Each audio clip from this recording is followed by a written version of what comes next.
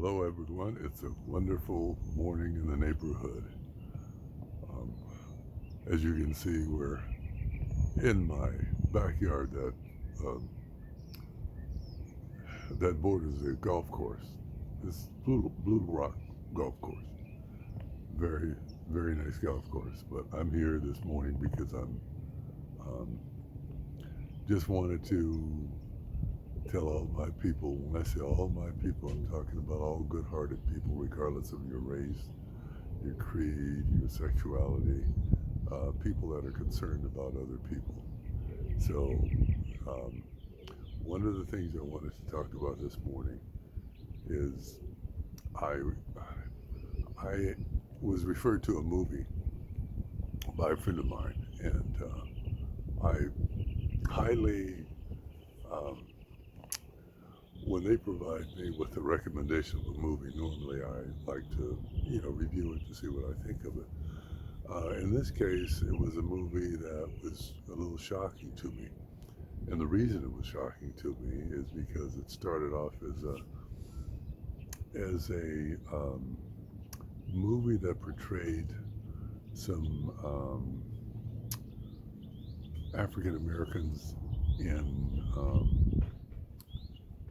in Mississippi around the time of, I'd say um, the 50s, something around there. And it was quite interesting. But as the movie progressed from some independent, very independent minded, thinking African Americans that were entrepreneurs, they wanted to make a little money by opening up a juke joint, buying it, and having an old-fashioned Southern fish fry, and everybody comes and dance and drinks and spend their money, and everybody, worked out for everybody. Unfortunately, when I was watching the movie, it took a really dark turn, and when it got to the point where there were people that were trying to get in the party that ended up being vampires, I had to let it go. I am not a horror vampire um,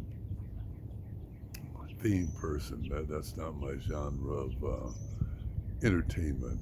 I like um, I like uplifting materials because the world is going through so many problems right now, and to see it's so obvious how vampires live off the blood of others. We see that in our politics, and I didn't need to see any more of it. So therefore, I don't know if I should say the name of the movie because I might mess it up for some of you, but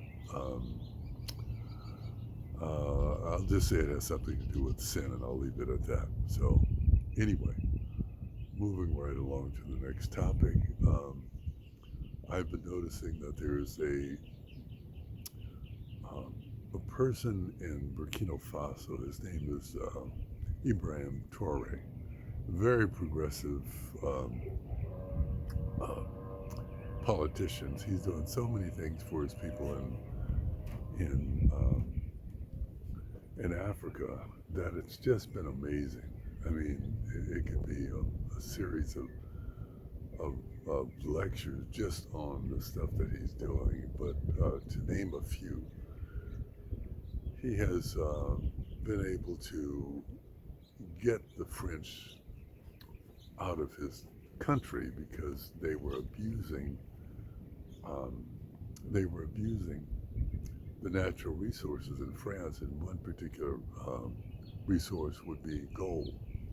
What they did to the Burkina Faso people is that they had a mining company where they would that the French brought in, and of the 5% royalties that the Burkina Faso people were getting, they would have to put sometimes 70, but at least 50% of their gold reserves into the French bank. After they put it into the French bank, the 50% left to run the country, if they wanted to buy anything for the country, because they didn't have a stable currency, they had to go back to France and they had to ask France to exchange their gold for French francs. And the irony of it is that France uses euros, they don't use their francs. And so if it was something the French didn't agree with, they would not allow them to use their money to buy it. Even though if they wanted to go directly to the vendor who's produced the product, the French made it illegal for them to do that. So they were kind of caught in a bind. And he was able to get um, he was able to finally force the French out of the country and to get um, money. Let me rephrase that. He was able to get the French out of the country. And in doing so, he was able to use the money um, for the benefit of the people. Um, Now he has built roads, he has set up banks, he has free education for the people there. They're bringing in a water system because they're landlocked between Togo and Mali, and they're bringing in water to help uh, irrigate the area. He's doing so many things that the French are very upset with him. They've tried to execute him or assassinate him over 20 times now.